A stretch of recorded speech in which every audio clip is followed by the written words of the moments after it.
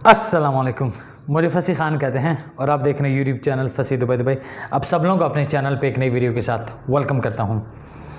जी जनाब, तो आप सब लोगों को पता है कि मैं रिसेंटली, जो लोग मेरे साथ व्हाट्सएप पे और फेसबुक पे कनेक्टेड हैं उनको पता है कि मैं रिसेंटली लाहौर और कराची ट्रैवल कर चुका हूँ। कुछ टर्की वीज़ास की एप्लीकेशंस सबमिट करानी थी कराची टर्किश काउंसलेट में। तो उसके बाद मैं एक वीज़ा एप्लीकेशन फॉर्म लेके आया। ठीक है, ये है। सही से नज़र तो नहीं आ रहा होगा, आपको भी समझ तो नहीं आना, मैंने भी बड़े ऐसे करीब से देखना है। तो उससे मैं आप लोगों को कुछ, ये वो है जो टर्की के वेबसाइट पे है, टर्किश एम्बेसी की वेबसाइट पे है ये चेक लिस्ट। इससे मैं आपको पढ़ के आप सुनाऊंगा सारी चीज़ें। ये वो चेक लिस्ट है जो बेसिक आपकी रिक्वायरमेंट्स हैं टर्की वीज़ा अप्लाई करने के लिए। आप बिजनेसमैन हैं, आप एम्प्लॉय हैं, या आप फ्रीलांसर हैं। फ्रीलांसर को भी ये लोग एक्सेप्ट करते हैं। सबसे पहले वाली कन्फ्यूजन दूर करें। और ये हर इंडिविजुअल के लिए है, मतलब अगर आपने साथ में फैमिली भी लेके जानी है फिर भी इसकी रिक्वायरमेंट्स यही हैं, फैमिली नहीं लेके जानी फिर भी रिक्वायरमेंट्स यही हैं। ठीक हो गया। तो ध्यान से आगे आपने वीडियो देखनी है, एंड तक देखनी है, कोई भी चीज़ स्किप नहीं करनी, सो दैट आपको क्लियर हो सके। इसके बाद एटलीस्ट आप ये ना कहें कि आप प्रोसीजर बता दें कि टर्की का प्रोसीजर क्या रहेगा। ये है सारा प्रोसीजर। इस वीडियो में हम कोशिश करेंगे कि सारी की सारी चीज़ें जो है वो क्लियर कर सकें। वीडियो थोड़ी लंबी होगी लेकिन आपने देखना है। सबसे पहला जो पॉइंट है वो है visa application form duly field. फिर वेबसाइट का लिंक दिया हुआ है, submitted on the online system, printed and signed by the applicant. फिर ब्रैकेट में लिखा हुआ है CNIC नंबर, फादर और मदर नेम्स, ये एप्लीकेंट का होना ज़रूरी है। फिर है कंप्लीट रेजिडेंशियल एड्रेस, और जितने भी हैं ऑल इन कैपिटल लेटर्स। ये सब का, ये जब आप वीज़ा एप्लीकेशन फॉर्म आप फिल करेंगे, ठीक है, ये उसका प्रोसीजर बताएगा और ये सबसे पहले रिक्वायरमेंट है। अगर आप खुद फिल कर सकते हैं तो अच्छी बात है, नहीं तो किसी एक्सपर्ट जो कि इस काम को जानता हूँ उससे करा लें। सेकेंड रिक्वायरमेंट है 2 recent coloured biometric photographs, white background, 5 into 5 centimetre. Visa form should have the same photo. जो वीज़ा फॉर्म पे आपका फ़ोटो है वो 2 फोटोज़ आपके साथ प्रिंटेड फॉर्म में होने चाहिए जब आप फाइल सबमिट कराओगे या जब आप फाइल लेके जाओगे। ये दूसरी रिक्वायरमेंट है। 2 वाइट बैकग्राउंड के 5x5 5/5 या 5x5 सेंटीमीटर के फ़ोटोग्राफ्स होने चाहिए। थर्ड रिक्वायरमेंट है visa interview form given by visa application centre.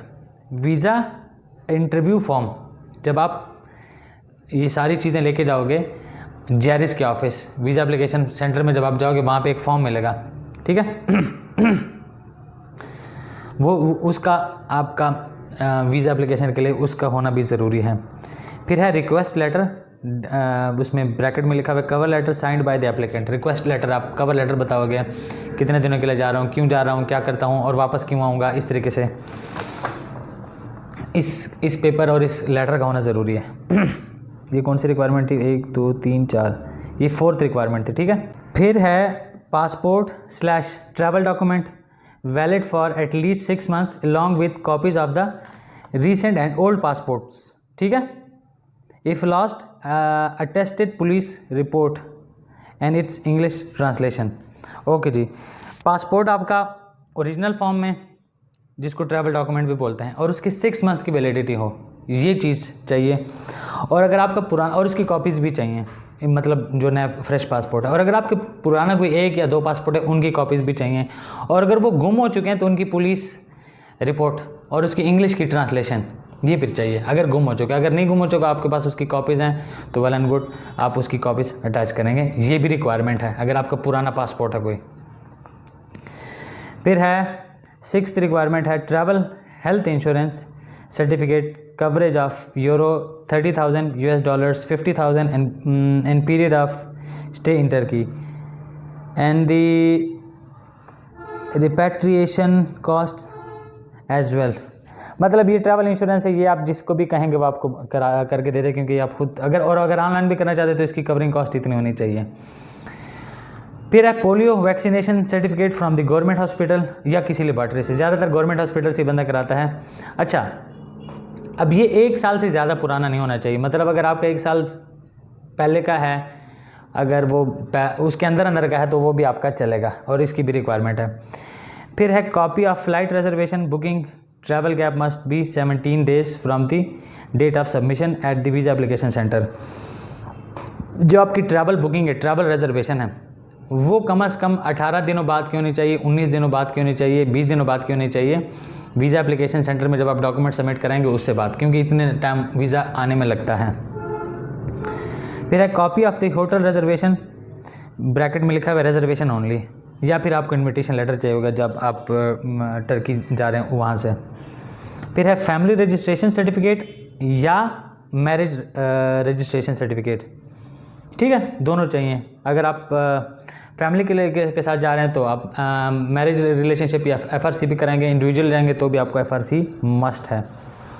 फिर है in case applicant is owner of a business, a statement on a company letter head paper about purpose of the visit, if applicant is a freelancer, contract signed by the company and himself herself.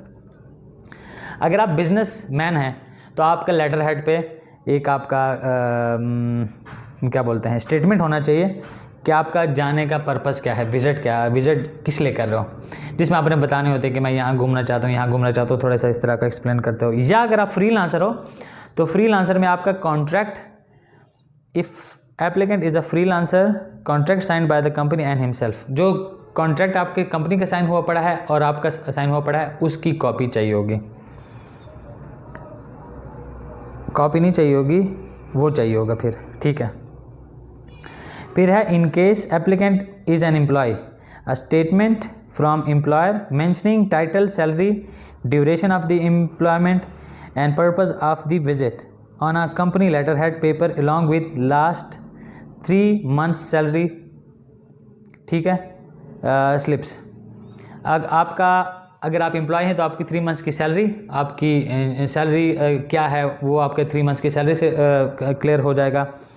और साथ में क्या है, state में employer mentioning the salary, हाँ, जिसमें आपकी salary mention होगी, ठीक है, जो आपको एम्प्लॉयर लेटर देगा, सैलरी मेंशन होगी, और ड्यूरेशन ऑफ एम्प्लॉयमेंट, और फिर पर्पस ऑफ द विजिट, जिसमें आपको वो मतलब कि NOC टाइप का भी देंगे कि हाँ आप जा सकते हैं अगर आप एम्प्लॉय हैं तो। फिर है in case applicant has a spouse, affidavit later on stamp paper of the, ये खैर स्पाउस के लिए है, ये मतलब ये कि अगर आप उधर ऑलरेडी हैं, ठीक है, टर्की में, तो अगर आप अपने स्पाउस को या अपनी वाइफ को या अपने हस्बैंड को अगर स्पॉन्सर करना चाहते हैं।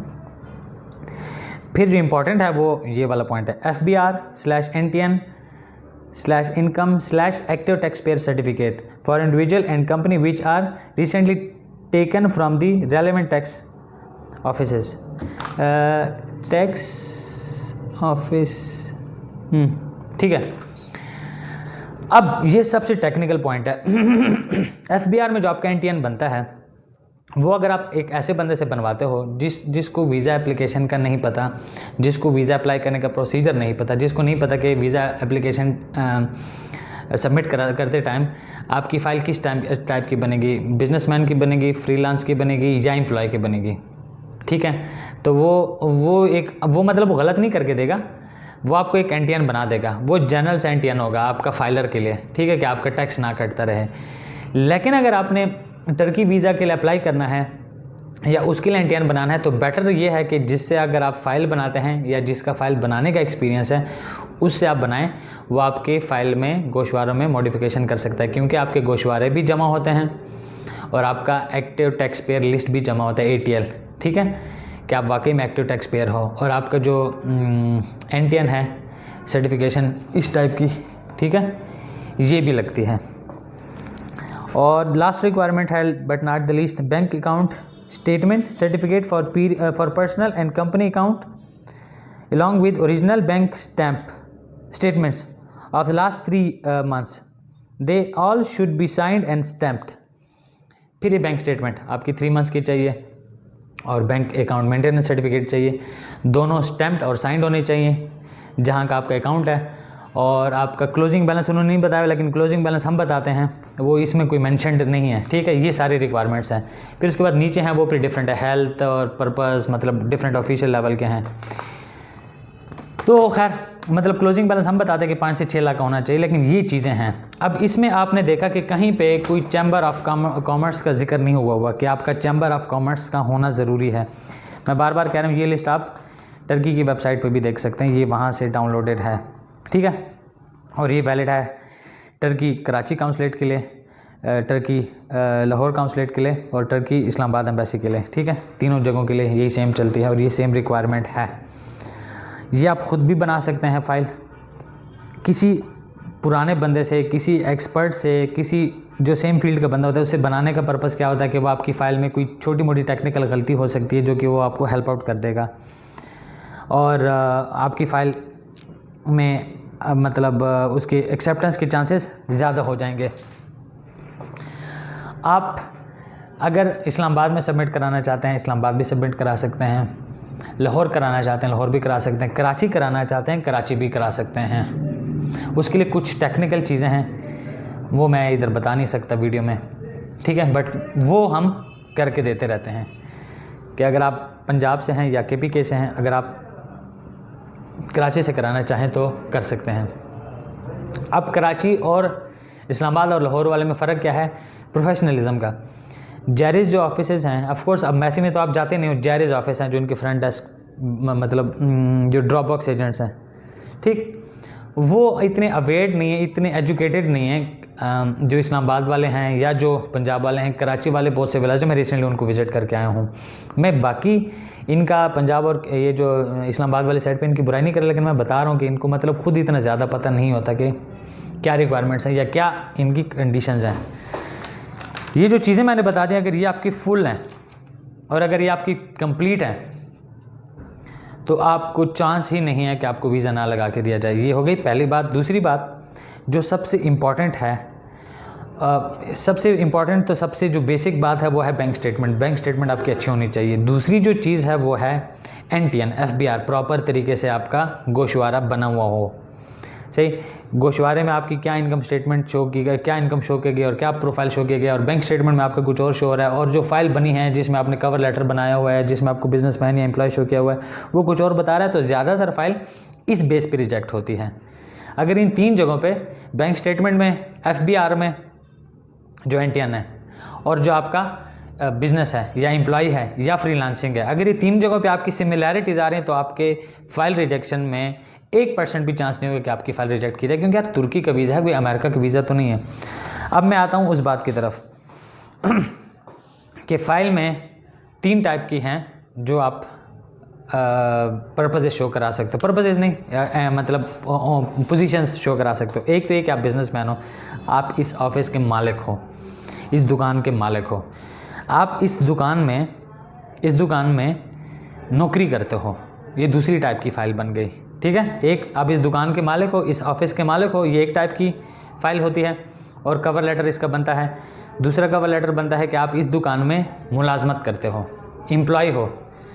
और तीसरी, इस दुकान और इस ऑफिस या इस ऑफिस का जो लाइसेंस है, इसकी बेस पे आप मार्केट में फ्रीलांसिंग करते हो, काम इसके अंडर करते हो, इसके लाइसेंस पे करते हो, लेकिन फ्रीलांसिंग करते हो मार्केट में, बाहर मार्केटिंग करते हो, सेल्स परचेज का काम करते हो, फ्रीलांसिंग करते हो। मखसूस घंटे दे के, दिन के 2 या 3 या 4 या 5 घंटे दे के आप काम कराते हो। ये तीनों टाइप की फाइल्स वैलिड हैं और तीनों टाइप की फाइल्स मैंने प्रोसेस कराई हुई हैं और वीज़ाज लग जाते हैं। फ्रीलांसिंग का किसी को पता नहीं था। अब आप में से काफ़ी सारे लोग जो ऑनलाइन काम करते हैं, किसी भी तरीके से ऑनलाइन काम करते हैं, उसको आप किसी भी अपने सिटी के बंदे से एफिलिएट करा के अपने आप की फ़ाइल प्रोसेस करा सकते हैं। अब ये बताने का पर्पज़ क्या है, अगर आप बिज़नेसमैन, आपको कॉल आती है, ख़ुद के नंबर पे कॉल आती है कि हाँ जी आप फंसी बात करूँ जी, आपका ये मतलब वेरिफिकेशन कॉल उसको बोलते हैं, एम्बेसी वेरिफिकेशन कॉल करती है। ये फ़ाइल सबमिट करने के बाद कॉल भी आती है। अगर आप एम्प्लॉय हैं तो आपके बॉस को कॉल आती है, हाँ फसी खान बात करो जी, फसी खान बात करो, आपके साथ XYZ एम्प्लॉय काम करता है जी, काम करता है ये वो। और अगर आप फ्रीलांसर हैं तो भी मुझे कॉल आएगी, अगर आपने मुझे अपना बॉस शो किया हुआ है। तो जो आपने फ़ाइल बनाई, अगर आपके पास सारी चीज़ें पूरी हैं, खुद कर सकते हो तो वेल एंड गुड, नहीं कर सकते तो आपने फिर ऐसे बंदे से करानी होती है। फ़ाइल फिर भी कोई बना लेता है, लेकिन वेरिफिकेशन कॉल को ठीक तरीके से हैंडल करना बहुत डिफ़िकल्ट होता है। उनके क्वेश्चन आंसर को देखो, अगर आपने कह दिया कि हाँ मैं फंसी हूँ और मैं वीज़े का काम करता हूँ, तो वो ये नहीं कहेंगे ओके ठीक है। वो कुछ टेक्निकल कुछ बेसिक क्वेश्चन पूछेंगे, मदर नेम क्या है, डेट ऑफ बर्थ क्या है, ये तो चलो आप रटा लगा लोगे। फिर वो आपको उस फील्ड के बारे में पूछना शुरू कर देते हैं। जी वीज़ा कहाँ का करते हो? दुबई का करता हूँ। कितने का वीज़ा है? 3 मंथ्स का। 1 मंथ का कितने का है? एकोमोडेशन कितनी की है? जॉब की क्या मतलब कंडीशन है? तो इन चीज़ों में एक आम बंदा स्टक हो जाता है।